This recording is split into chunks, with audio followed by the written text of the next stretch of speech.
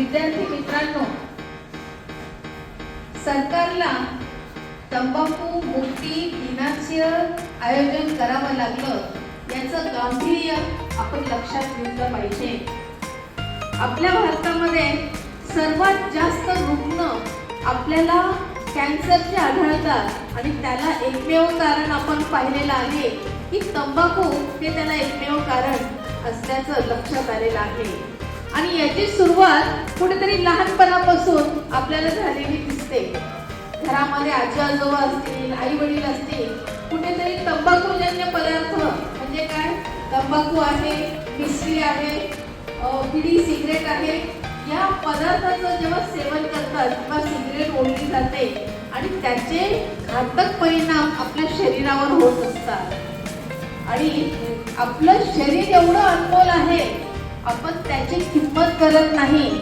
बघा, आपलं जे शरीर आहे, या शरीराला जर प्रयोगशाळेत बनवलं गेलं तर त्याला जवळजवळ 25 कोटी रुपये खर्च येतो, तरी सुद्धा मानवासारखं शरीर बनवू शकत नाही. तर हे जे अनमोल शरीर आहे त्याच्यामध्ये आपण काय खातो आहे, काय टाकतो आहे, हे जर आपण प्रत्येकाने विचार केला की आपल्या शरीराला काय आवश्यक आहे आणि कुठली गोष्ट आपण करतो हे जर लक्षात आलं तर नक्कीच आपण आपल्या शरीराची काळजी घेणार आहे. त्यामुळे आपल्या शरीराचं लाख मोलाची किंमत असलेलं जे शरीर आहे त्याची आपण कुठेतरी किंमत केली पाहिजे आणि या वाईट गोष्टीपासून, वाईट व्यसनापासून दूर राहिलं पाहिजे. मुळात हे कुठलंच व्यसन चांगलं नाहीये. तुम्ही जर म्हणाल की एखादी गोष्ट आपण एखाद्या हिरोचं अनुकरण करत असतो, माझा फेवरेट एखादा हिरो आहे, तो कशा पद्धतीने ती पुडी फोडतो आणि स्टाईलने ती पुडी तोंडात खातो आणि कुठेतरी आपलं चिन्ह करून मुलांना आकर्षित करत असतो. परंतु एक लक्षात घ्या, हिरो कुठेही अशा वाईट गोष्टी खात नसतो. तो फक्त पैशासाठी ती जाहिरात करत असतो. परंतु बरेच मुलं त्या हिरोचं अनुकरण करण्यासाठी ती गोष्ट करत असतात आणि त्याच्यातून एकदा लागलेली वाईट सवय मात्र काही केल्या जात नसते. मुळात वाईट सवय लागूच नये याची प्रत्येकाने काळजी घेतली पाहिजे. त्यासाठी मित्र पण असा निवडावा की जो निर्व्यसनी असला पाहिजे. कारण एखादा मित्राला जर सवय असेल बिडी, सिगरेट, दारू, तंबाखू या कुठल्याही घाणेरड्या पदार्थांची, तर तो मित्र आपल्या मित्राला कशी ही सवय लागेल याचा तो प्रयत्न करत असतो आणि कधी कधी तो फ्री मध्ये ऑफर करतो. मात्र एकदा सवय लागली की त्या मित्राकडनं सुद्धा तो ओरबाडून खात असतो. एक लक्षात घ्या मित्रांनो, विद्यार्थी मित्रांनो, की वाईट सवय आपल्याला लागूच नये यासाठी प्रयत्न केला पाहिजे. त्यासाठी जर तुम्हाला चांगले संस्कार मिळाले असतील घरातनं, कुटुंबातनं, तर तुम्ही या वाईट गोष्टींपासून नेहमी स्वतःला जपाल. कारण जगामध्ये अनेक असे लोक तुम्हाला जगामध्ये भेटतील, परंतु एवढ्या वाईट जगात राहून सुद्धा तुम्ही स्वतःला कसं सुरक्षित ठेवतात, कसं सेफ ठेवतात या व्यसनापासून, याच्यावरती तुमचे खरे आई वडिलांनी दिलेले संस्कार आणि तुमच्यातला निर्धार हा आपल्याला कळत असतो. विद्यार्थी मित्रांनो, मला सांगायला आनंद वाटतो की माझे 2 मुलं आहेत. एक तर परदेशात आहे, परंतु दोन्हीही मुलं कुठेही त्यांना सुपारीचं सुद्धा व्यसन नाहीये. अतिशय निर्व्यसनी मुलं आहेत. इव्हन त्याचे मित्रमंडळी जरी खाणारे पिणारे असले तरी त्यांच्यासोबत राहून स्वतःला चांगलं ठेवणं हे खऱ्या अर्थाने मला माझ्या मुलांचं आणि माझं कुठेतरी अभिमान वाटत असतो. इव्हन मित्रांसोबत आपण कोल्ड्रिंक जरी पीत असलो तरी सुद्धा कोल्ड्रिंकची बॉटल हे स्वतःच ओपन करून ते पीत असतात. कारण त्या मित्रावरती सुद्धा तेवढा विश्वास ठेवत नसतात. कारण प्रत्येक मित्राला वाटत असतं की हा मित्र आपल्यासाठी, आपण कोल्ड्रिंक जरी पीत असलो तरी सुद्धा कोल्ड्रिंकची बॉटल हे स्वतःच ओपन करून ते पीत असतात.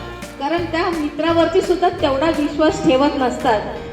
कारण प्रत्येक मित्राला वाटत असतं की हा मित्र आपल्यासारखाच झाला पाहिजे, म्हणून बॉटल सुद्धा स्वतः ओपन करूनच ती पिणार, कोल्ड्रिंकची बॉटल. यावरून लक्षात घ्या की आपलं शरीर किती अनमोल आहे. आपण निर्व्यसनी राहून सुद्धा जीवनातला खूप चांगला आनंद घेऊ शकतो. आपल्याला तरुण पण मिळालेलं आहे आणि तरुण वयात हे सगळं खाल्लंच पाहिजे, घाणेरड्या गोष्टी तुम्ही तोंडात टाकलं म्हणजे तुम्ही खूप तरुण झालेत, तुमच्यामध्ये खूप जोश आलेला आहे आणि तरुणपणातला जो काय म्हणता ना तरुणपण किंवा मी मोठा झालेलो आहे हे दाखवण्यासाठी व्यसन करणं गरजेचं नसतं. उलट तुम्ही जेवढे जेवढे वयाने मोठे होता ते तेवढं तुमच्यामध्ये एक संयम आला पाहिजे, एक शांत स्वभाव झाला पाहिजे, ध्येयाने प्रेरित झालं पाहिजे की मी आता मोठं झालेलो आहे, मी कसं काय चांगलं एज्युकेशन घेऊन मी चांगला पैसा कमवू शकतो, माझ्या घर कुटुंबाला कसा मी आधार देऊ शकतो, हा विचार प्रत्येक मुलाने केला पाहिजे. परंतु बऱ्याचदा कधी कधी दुःख वाटतं की आजचा तरुण जीने के हे 4 दिन असं म्हणून तो 4 दिवस खूप मौज मजा आणि ऐश करत असतो, मात्र त्याचे पडसाद तुम्हाला कायम दिसत असतात. या वयातच तुम्ही अभ्यास करायला पाहिजे, ध्येयवादी झालं पाहिजे.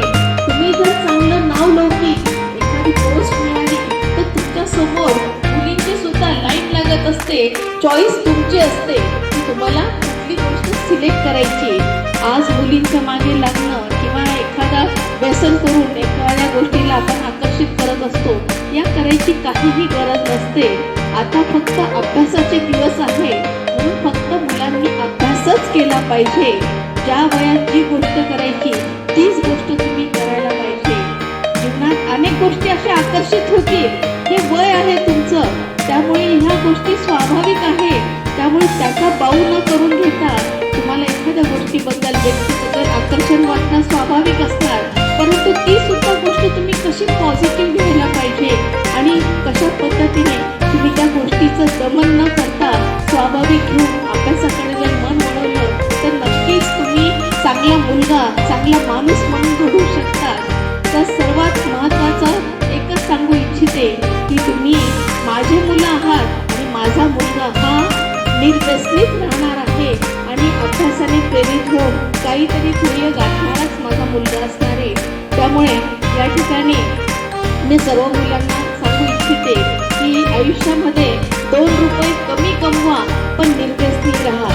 आणि आता अभ्यासाचे दिवस आहे, आता जर तुम्ही एन्जॉय केला, मौज मस्ती केली तर मात्र आयुष्य पुढे हलाखीचं कष्ट करूनच तुम्हाला करावं लागणार आहे. आणि आज जर तुम्ही अभ्यास केला तर मात्र पुढे आयुष्यात तुम्ही खोऱ्याने पैसा ओढणार आहात किंवा लाईफ तुमचं अतिशय चांगलं जाणार आहे. त्यामुळे अभ्यास करणं हे सगळ्यात महत्त्वाचं आहे. त्याचबरोबर निर्व्यसनी राहणं हे सगळ्यात